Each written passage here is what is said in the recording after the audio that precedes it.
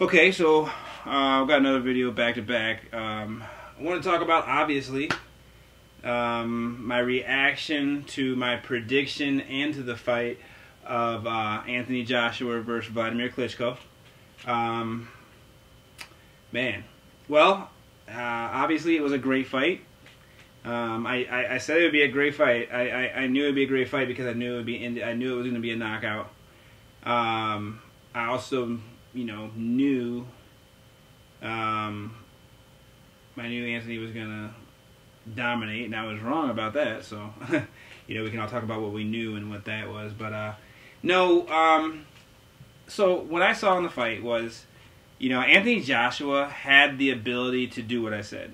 I mean, if you watch that fight, when he let his hands go, Wladamir was at his mercy. It was just, he was hesitant to get off. He was a little, this is a big stage for him. He was in there with a veteran.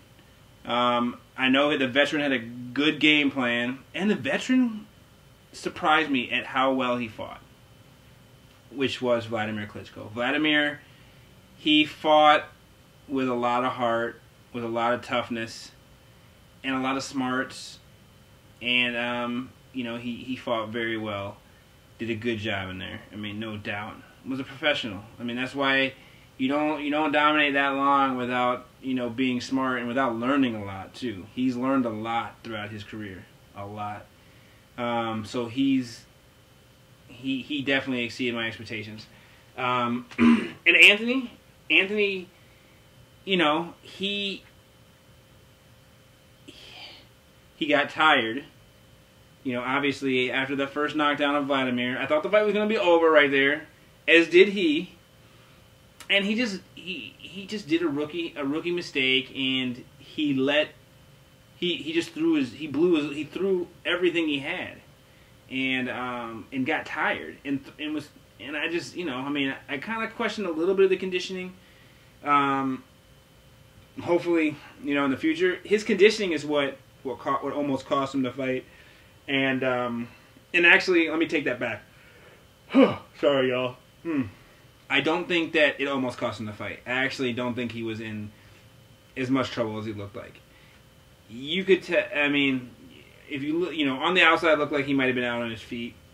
To me, it looked like he was tired as heck, and he was just like, in his mind, he was like, I'm so tired right now that I'm just going to let this guy hit me or whatever. He can't really hurt me that much, Oh! He just hit me on the jaw and just, dang, that was harder than I thought he could. Okay, be careful, boy.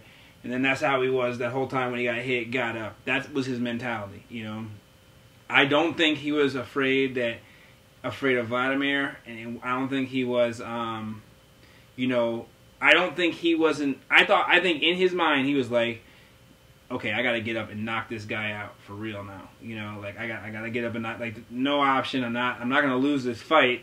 But I'm so tired right now. So that's what happened, in my mind watching the fight. Because you could see that anytime when Anthony did decide to just straight go at Klitschko would get rocked. And then all he could do was back up and cover up. Which is what I said. Anytime he lets his hands go, people cannot fire back. You're not firing back when he lets go. If he hits you with a solid punch and then comes after you, you're dead. And every time that happened, he was dead.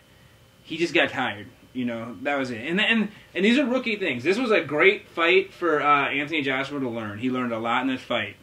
But obviously, what I had said before, what I had predicted, I predicted that, Anthony Joshua would dominate. I said he would walk right through Wladamir. And I said that I'd be very surprised if it went past 8 rounds. Very surprised. So... he had never had a fight that went 7 rounds. This fight went to round 11 before he got knocked out. Got knocked down 2 times in the third. Was about to be the third. About to be the 3rd time, but the ref stopped it because he was pounding on him. Basically, one thing that I will say that is one of my flaws when it comes to critiquing a fighter or an athlete of any kind. I sometimes forget how much experience plays a part. Or forget that the lack of experience of a young fighter can be his undoing. You know, many times it is. That's what happens. And you know, for Anthony, that would have been his crutch. That would have been his fatal flaw. Would have been his, you know, just lack of knowledge, lack of, you know, being in certain situations. He was fine. This is the first time he's, you know, been in a situation, like a real situation, you know, and he just needs to, like I said, he just needs to tighten up some stuff. But in actuality, if you look at Anthony and you look at what he's able to do, you look at his ability. once he puts a lot of, you know, kind of learns a little bit more of the tricks of the trade, gets a little bit more ring gentlemanship, a little bit more knowledge, the fight between him and Wladimir would be a 3-round fight. You know, it would be a 3 or 4 round fight because he can walk Wladimir down at any time. He can do it at any time. When he decides to apply pressure, there's nothing Wladimir could do. It was just that he was so indecisive on when to throw the pressure because maybe it was the moment. I think Wladimir was confusing him with little things, you know. He's a little wary about some of Vladimir's stuff, but in actuality, like, he doesn't need to be. So, like, I'm not saying he should switch trainers or anything like that, but if he had a trainer like Freddie Roach, for instance, a guy who's just basically like this, you don't waste energy here, here, or here, you just go right through them because you have the ability to go right through them. I think with Freddie Roach, Anthony Joshua would have Wladimir out of there in 3 or 4 rounds for sure, you know. And if they fight again, I would definitely expect it to be quicker. Again, you know, like I said, Anthony, he still has just, you know, he has to learn some of those tricks of the trade. He's 19 fights in, Vladimir's 60 fights in, maybe more. You know, he's like 56 and 5, so he's like probably like 61, whatever, and like 50 knockouts. So he's got a lot of mileage, but he's also got a lot of smarts, you know. And a lot of his mileage wasn't bad either because he was so much bigger than everybody that he dominated probably 95% of his fights. He's only been in a few hard ones, and you know, he's only been beaten, you know, 2 or 3 times. So he's well, I might even actually maybe it might be a few more than 2 or 3, but maybe it's 3 or 4. But you know, Wladimir definitely gained more respect for me because I didn't have obviously I respect any boxer. I mean, Vladimir's got all the respect in the world for me for just being a heavyweight champion and being a beast. I mean, yeah, he's an absolute beast, but we're talking about like the best of the best when you compare the best of the best boxers, even of all time or even of any generation. To me, he's like one of those. He's just a beast, but he lacks that killer. And I feel like Anthony Joshua, he's got the killer. He's just not, you know, he's just not seasoned enough yet. You know, and seasoned enough to be at his full potential. He's not at his full potential, but you know, like you saw, a very you know, a guy who needs more work, such as Anthony Joshua. He just went in there and he did blow the doors off of Wladimir at the end of the day. I mean, Wladimir couldn't throw with him. He got put down, and the only reason Wladimir got to him was because he got dead tired. I mean, let's be honest. If they both have all their energy, and that's a huge if. Boxing is, you know, I mean, I'm making an excuse for the guy, but I'm telling you like exactly, you know, why, what the excuse is about. Like boxing, I mean, conditioning is definitely, that's part of boxing. That's, you know, you can't say, oh, if he was more conditioned, because some people have a knack, a talent for being ultra conditioned.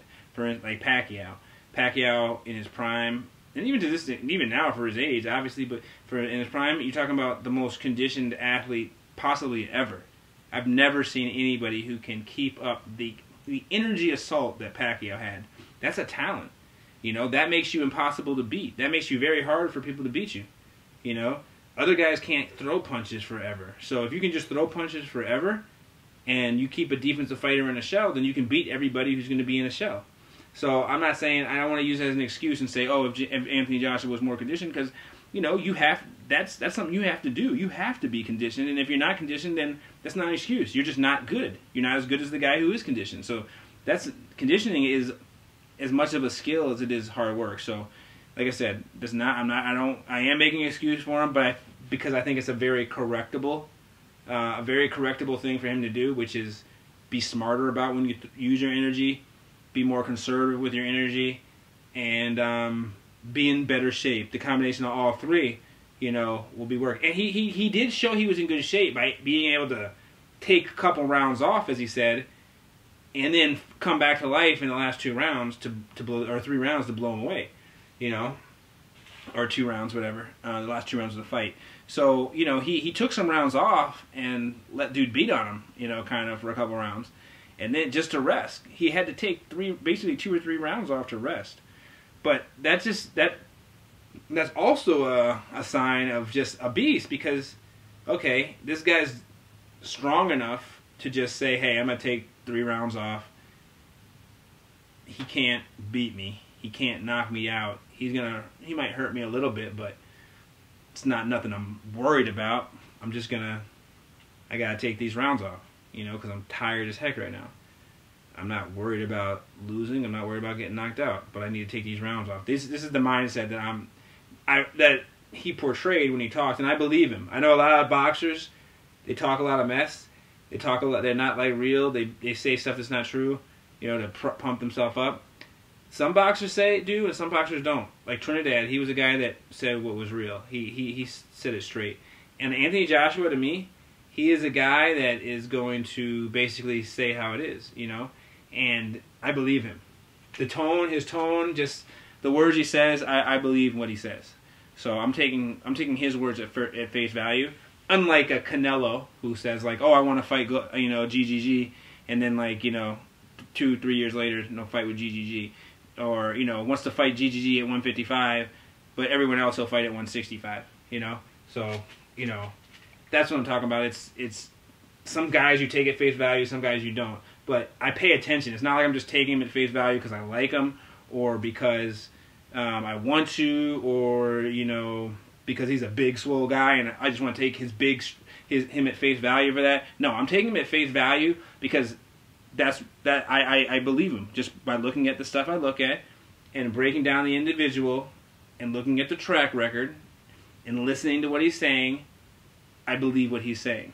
So when he says he wasn't that hurt when he got knocked down, and that he wasn't really worried when he got knocked down, I believe him, because at the end of the day, I'm looking at a guy who can, if he has the energy, decide to turn it on and put Wladamir away at any time. He just needs to get the energy. Wladamir is not that guy. Wasn't that guy in that fight. He was the guy that was like, I need to do everything correct, everything perfectly, and I can come away with this fight. Anthony was the guy that was like, you know what? I'm going to knock this guy out. I just need to get my win back.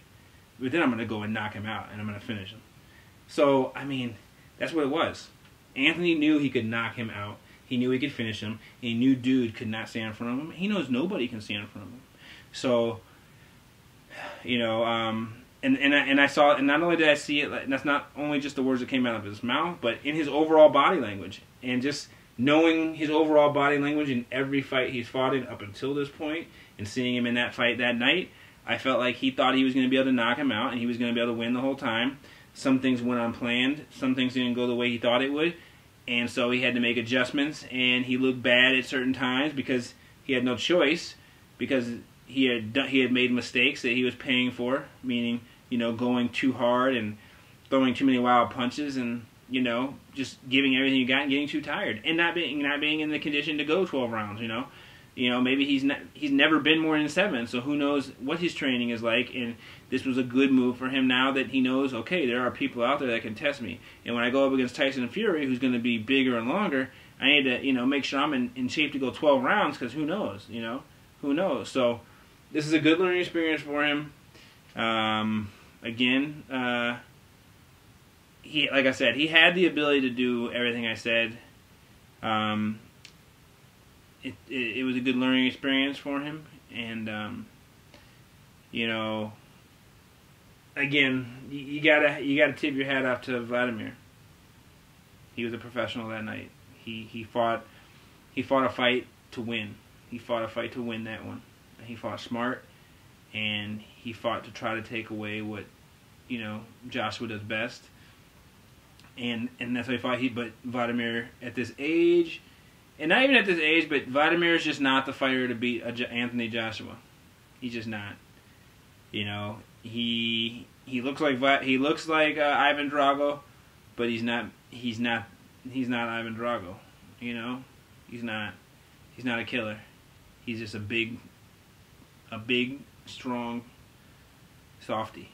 You know, who can hit like a train, but you know, is a nice guy and fights a little scared, a little soft. You know, for a guy that's that big and that strong and that overpowering. I mean, when you punch 3 times harder than everybody else, but you still are hesitant to mix it up, I'm not impressed. But like I said, he impressed me that night because he fought. You know, he fought. He did his best. He did what he could, and he hit Joshua with some good shots. I mean, he hit Anthony with some good shots. Put him down. Whether you're tired or not, if you put the guy down, then you got that. You win for yours. You know, you weren't throwing just scared shots. You threw some heat. So you got to give respect to a champion. And you know, I'd like to see. I would love to see a rematch. If Tyson Fury wants some, I'd love to see him fight Tyson Fury as well. I would like to see him. I would like to see Tyson Fury get a fight, or at least a fight or two before they fought. You know, just to get some hype train back up. Also, I'd like to see Anthony Joshua either get a rematch with Klitschko, or do the rematch, or fight someone else in between that too. You know, just kind of get ready or whatever. Either way, it was a great fight. Anthony, at the end of the day, did what I thought would eventually happen, even though I was wrong about how easy or how fast it would be. He did end up walking right over Wladamir, right through him, and was unrelenting and punished him, and Wladamir was at his mercy at the end of the day, which I knew would. I mean, I had no doubt that if they mixed it up and if the dude was in range landing shots, and Wladamir would not be able to keep up and throw a shot back if he's getting hit by that power. So I hope you guys enjoyed the fight. I hope you guys appreciate what I had to say. Next fight I'll be right back here. Oh yeah, wait, we got Canelo. We got Canelo coming up. We got Canelo coming up with Chavez Jr. So that'll be interesting. I'll do something on that. I'll holler at you guys in a little bit. I need to look at a little bit more Cesar Chavez. I mean, I'm not a big Canelo fan, but just on the outside, I'd have to say